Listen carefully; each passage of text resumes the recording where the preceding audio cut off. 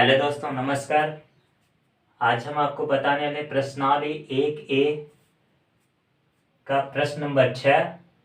तो चलो देखते हैं प्रश्न नंबर 6 क्या कहता है। P प्लस क्यू और P माइनस क्यू के योगात्मक प्रतिलोम लिखिए। तो हमने इसके पहले प्रश्न में बताया योगात्मक प्रतिलोम होता क्या है। P प्लस क्यू का योगात्मक प्रतिलोम, तो जहां पर देखिए दोस्तों ये P प्लस क्यू है, तो ये एक संख्या है। क्या है? एक संख्या है। तो इसके आगे हम क्या करेंगे? माइनस लगा देंगे, तो ये हमारा योगात्मक प्रतिलोम बन जाएगा। तो P माइनस क्यू का योगात्मक प्रतिलोम दोस्तों, तो यहाँ पर भी क्या करेंगे? यह भी एक संख्या है P माइनस क्यू, तो इसके आगे क्या करेंगे? माइनस लगा देंगे, तो माइनस कोष्टक में P माइनस क्यू, ये आपका योगात्मक प्रतिलोम बन गया दोस्तों। अगला सवाल देखते हैं, प्रश्न नंबर 7। यक्स के किस मान के लिए यह कथन सत्य है? तो 5 गुणे कोष्टक में 3 गुणे 2 बराबर कोष्टक में 5 गुणे 3 कोष्टक बंद गुणे यक्स। तो गुणा करते हैं दोस्तों, 3 दूनी 6, 5 गुणे 6 बराबर 5 तिहाई 15 गुणे यक्स। तो 6 पंचे 30 बराबर 15 गुणे यक्स। तो दोस्तों ये गुणों के रूप में है, तो इसे हम भाग में ले जाएंगे, 30/15 होगा, जिससे ये कट जाएगा, 15 दूनी 30 आएगा। कितना आएगा दोस्तों? x का मान कितना आया? 2 आया। तो ये x बराबर 2 आया। तो कह रहा है ये कथन सत्य है। तो x बराबर 2 पर ये कथन सत्य होगा दोस्तों। बहुत ही आसान भाषा में समझिए आप लोग। प्रश्न नंबर 8 क्या कहता है? पूर्णांकों में ऐसी कौन सी संख्या है? तो पूर्णांकों में ये समझ रहे हैं दोस्तों, पूर्णांक किसे कहते हैं? हम पूर्णांक किसे कहते हैं? तो जो 0 से शुरू हो, 0, 1, 2, 3, 4, 5, तो हम क्या कहते हैं? पूर्णांक कहते हैं दोस्तों। तो पूर्णांकों में ऐसी कौन सी संख्या है? तो 0 एक ऐसी संख्या है दोस्तों जो स्वयं की योज्य प्रतिलोम होती है। तो यहाँ पर आंसर लिखा है 0। क्या? 0 जीरो ही क्या है? स्वयं की योज्य प्रतिलोम होती है। इसे उल्टा करने पर भी 0 ही आएगा, और इसमें जोड़ने पर भी क्या आएगा दोस्तों? 0 ही आएगा। प्रश्न नंबर 9 है, यदि a एक सम धन पूर्णांक है तो बताइए कि संख्या, ये दोस्तों संख्या है a-1 कोष्टक में, दूसरे कोष्टक में a+1, यहाँ पर इंटू है दोस्तों। ये सम है या विषम है? सवाल कह रहा है यदि a एक सम धन पूर्णांक है, तो a एक सम धन पूर्णांक मान लेते हैं। a बराबर क्या है दोस्तों? सम धन, सम मतलब जो 2 से कट जाए वही आपका सम है। 2, 4, 6, 8, 10 मान लेते हैं। आगे कह रहे हैं क्या यह संख्या जो दिया गया a-1 इंटू a+1, क्या यह एक सम है या विषम है? तो देखते हैं, जब a बराबर 2 या 4, 6 सम मान लेते हैं, तब संख्या a-1 a+1 में a का मान रखेंगे 2। तो यहाँ a की जगह 2 रखा मैंने, 2-1, दूसरे क्वेश्चन में 2+1, यहाँ 2 में से 1 गए दोस्तों, 1 आया। 2+1 कितना होगा दोस्तों? 3। यहाँ पर इंटू है, मल्टीप्लाई का चिन्ह होगा दोस्तों। 1 गुणे 3, तो 1 यहाँ 3 हो गया। अतः ये कितना आया आंसर? 3 आया। तो दोस्तों ये 3 आपका कैसी संख्या है? सम है या विषम है? तो दोस्तों ये विषम है, क्योंकि ये 2 से विभाजित नहीं होगा। जब दोस्तों 2 से विभाजित नहीं होगा तो ये आपका विषम होगा, अर्थात ये आपका कैसी संख्या मानी जाएगी? विषम दोस्तों, विषम। दोस्तों आपको समझ में आया होगा यहाँ तक। हम अगले क्वेश्चन के पास चलते हैं। जी दोस्तों, अगला सवाल है आपका प्रश्न नंबर 9। प्रश्न नंबर 9 क्या कह रहा है आपका?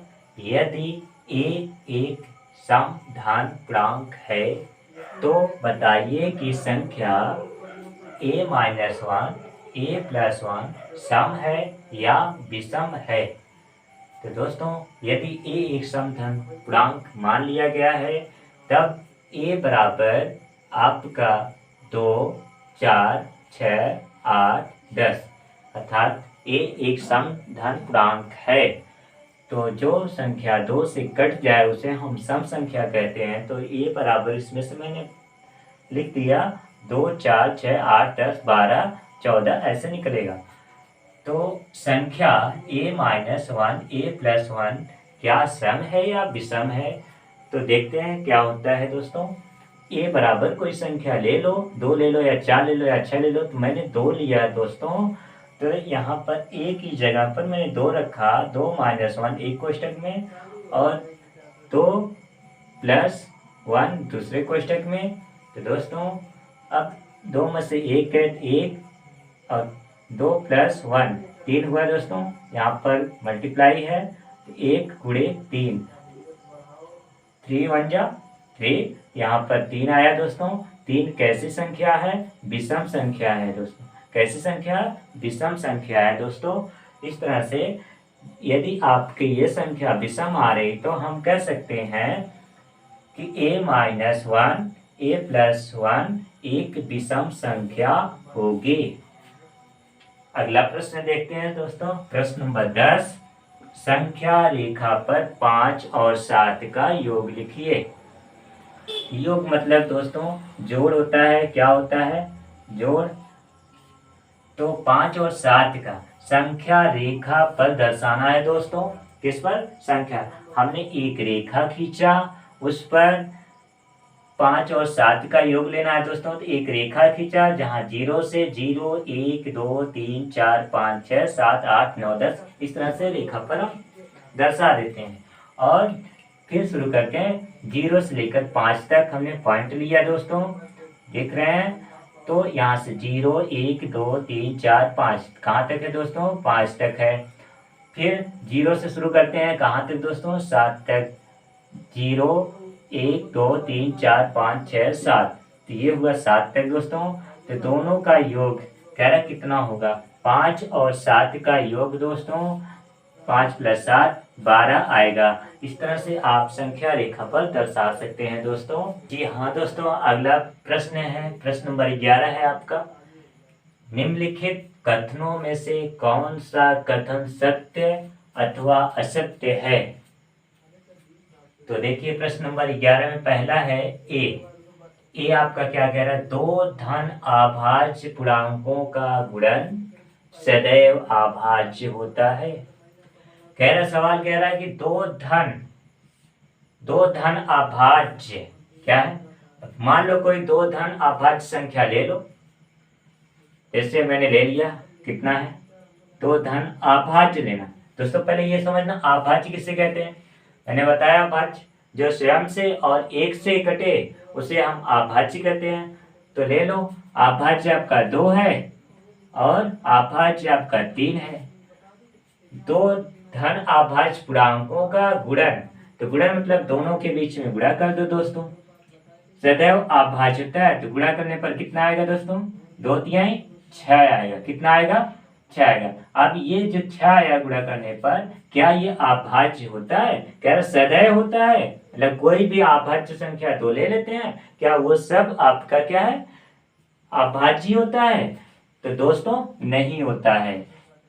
गुणा करने पर 2 अभाज्य संख्याओं का गुणन करने पर वो आपका सदैव अभाज्य नहीं होता है। अतः पहला आपका असत्य है। क्या है दोस्तों? असत्य है। दूसरा देखते हैं बी वाला। 2 धन अभाज्य पूर्णांकों का योग, यहाँ पर गुणन था दोस्तों, अब यहाँ पर योग मतलब जोड़। क्या होता है? जोड़। क्या 2 धन अभाज्य, यही ले लेते हैं 2 + 3, ये दोनों अभाज्य है दोस्तों। दोनों को जोड़ने पर, दोनों का योग करने पर कितना आएगा? 5 होता है दोस्तों। ये क्या आ रहा है? अभाज्य आ रहा है। कोई और संख्या ले लो, जैसे 5 है + 7 है। क्या है? 5 है और 7 है, दोनों अभाज्य। क्या योग करने पर 7 × 5 = 12, कितना आया? अभाज्य आ रहा है? नहीं, ये आपका अभाज्य नहीं आ रहा है, ये भाज्य आ रहा है। अतः ये भी आपका असत्य है। बी वाला भी असत्य है दोस्तों। अब आइए सी। यदि a और b कोई 2 ऋण पूर्णांक है, यदि a और b कोई 2 ऋण पूर्णांक है, तो ऋण पूर्णांक मतलब दोस्तों ले लेते हैं। मान लो कोई a क्या है? कोई संख्या a = 1 है, किसमें? ऋणात्मक में है। b = 2 ऋणात्मक ऋण है, दोनों क्या है? ऋण है, ऋण पूर्णांक है दोस्तों, तब a प्लस बी सदैव एक ऋण पूर्णांक होंगे। दोस्तों कह रहा है क्या दोनों को जोड़ने पर आपका जो संख्या प्राप्त होगी क्या वह आपका ऋण ही पूर्णांक आएगा। तो दोस्तों चलो देखते हैं a प्लस बी, तो a बराबर कितना था दोस्तों -1, b बराबर कितना था -2, दोनों को जोड़ने पर a की जगह -1 रखने पर प्लस लगाओ -2, तो -1 ये प्लस और माइनस का गुणा हो जाएगा, कितना आएगा दोस्तों माइनस ही आएगा, -1 -2, तो ऋण ऋण दोस्तों जुड़ता है, इसलिए 1 और 2 कितना हो गया 3 हो गया, और चिन्ह वही लगेगा दोस्तों। यह किस में आया दोस्तों ऋण में आया, ये कैसा है ऋण पूर्णांक है दोस्तों, कैसा है ऋण पूर्णांक, ये आपका सत्य है दोस्तों, क्योंकि कोई भी जब दो ऋण संख्याएं आपस में जुड़ेंगी तो वहां पर ऋणात्मक ही संख्याएं प्राप्त होंगी। प्रश्न नंबर 12 है दोस्तों, यदि a एक धन पूर्णांक है तो दिखाइए कि संख्या a कोष्टक में a+1 कोष्टक में a+b कोष्टक में a+3 संख्या 24 से विभाजित होगी। तो दोस्तों a+1 a+2 a+3 क्या ये 24 से विभाजित होगी, ये कह रहे हैं क्या ये 24 से विभाजित होगी। तो संख्या देखते हैं 1 2 3 4 कितनी संख्या है दोस्तों 4 है, तो 4 कैसी संख्या है 4 धन पूर्णांक है, कैसा है धन पूर्णांक है दोस्तों। अच्छा 3 कैसी संख्या है 1 2 3, 3 कैसी संख्या है दोस्तों धन पूर्णांक है, 2 भी आपका धन पूर्णांक है, 1 भी आपका धन पूर्णांक है। तो दोस्तों कितनी है 1 2 3 4 संख्याएं हैं, तो मैंने चारों का मल्टीप्लाई किया, 4 गुणे 3 गुणे 2 गुणे 1, तो कितना है 4 3 12 12 दूनी 24, 24 से करना 24, तो दोस्तों 24 आया है, इन 4 संख्याओं का आपका 24 आया है, इसलिए 24 से क्या है पूर्णतः विभाजित हो जाएंगे।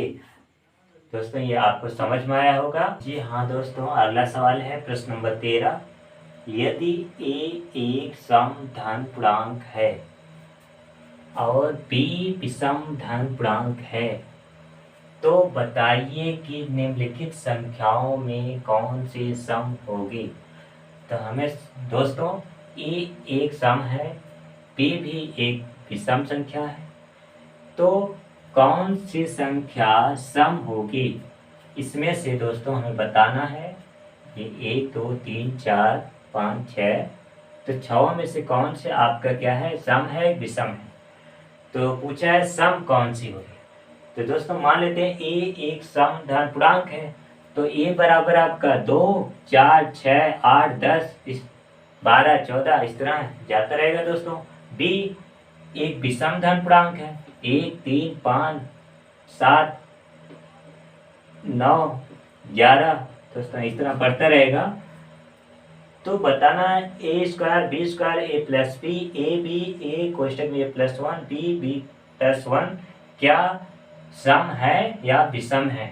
तो चलो दोस्तों बारी बारी से मान रखें, इसमें a का मान 2 ले लेते हैं, चलो इसमें 2 रखो, 2 का होल स्क्वायर कितना आएगा दोस्तों 2 दूनी 4, b में 1 या 3 ले लेते 3 लेंगे दोस्तों, यहाँ पर 3 का स्क्वायर 3 त्रिक 9, a+b a का मान कितना लिए थे दोस्तों 2 प्लस b का 3 कितना होगा 2 3 5, a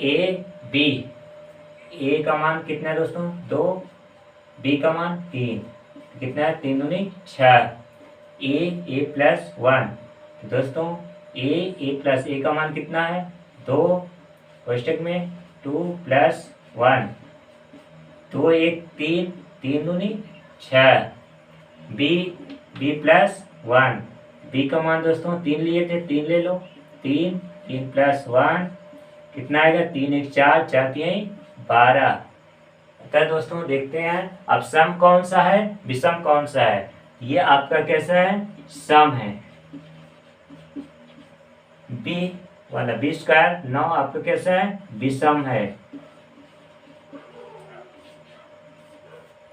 A plus B 2 plus 3 बराबर 5, 5 कैसा है, विषम है। 6 कैसा है दोस्तों, सम है। फिर ए प्लस 1 में 6 कैसा है दोस्तों, सम है। बी प्लस 1 में 12 कैसा है दोस्तों, सम है। तो कौन कौन सी संख्या जो है आपका सम या विषम है दोस्तों, यहाँ पर लिख दे रहे हैं। तो ए स्क्वायर क्या है दोस्तों, सम है। फिर ए बी सम है। ए प्लस 1 ए प्लस 1 सम है। बी प्लस 1 सम है। तो दोस्तों इस तरह 1 2 3 4 संख्या है आपके क्या है, सम है। आपको समझ में आया दोस्तों। प्रश्न नंबर 14 है दोस्तों, धन पूर्णांक के किस गुणधर्मों के अंतर्गत निम्नलिखित कथन सत्य है। तो प्रश्न नंबर 14 का पहला ए 3 गुणे क्वेश्चन में ए प्लस 7 बराबर 3 गुणे 8, एक क्वेश्चन में प्लस 3 गुणे 7, ये किस गुणधर्मों के अंतर्गत आएगा दोस्तों, कौन सा नियम लागू होता है।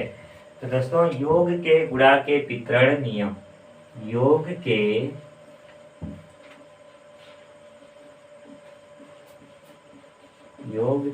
गुणा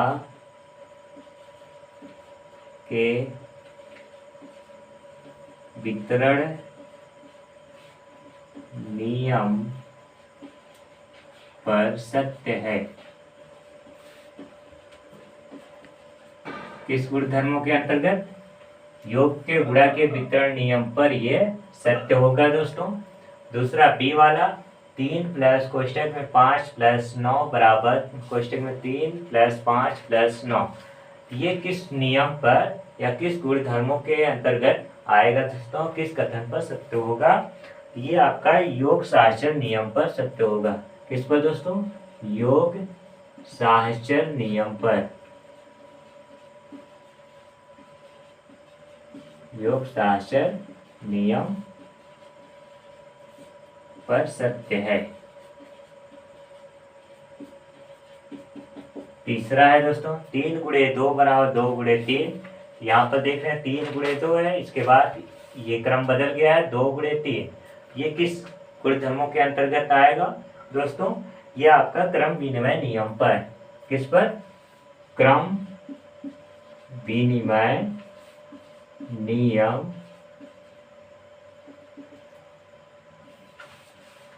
क्रम विनिमय नियम पर सत्य है। चौथा है 3 गुणे 5 बराबर ए गुणे 5, तो ए बराबर 3। तो दोस्तों ए बराबर 3 ये किस नियम पर या किस गुणधर्मों के अंतर्गत आएगा दोस्तों, यहाँ पर ये निरंसन नियम पर। कौन से नियम पर, निरंसन नियम पर।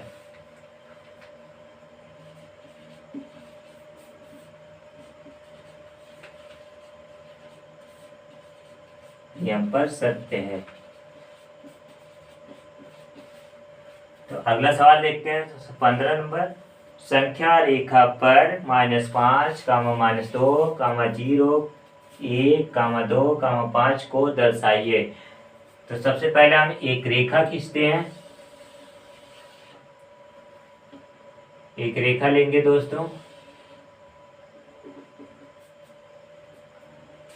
तो रेखा पर दर्शाएंगे 0, 1, 2, 3, 4, 5।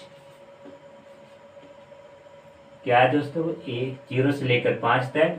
फिर धनात्मक हो गया दोस्तों, इधर ऋणात्मक ले लेते हैं, -1, -2, -3, -4, -5। तो संख्या रेखा पर हमें दर्शाना है।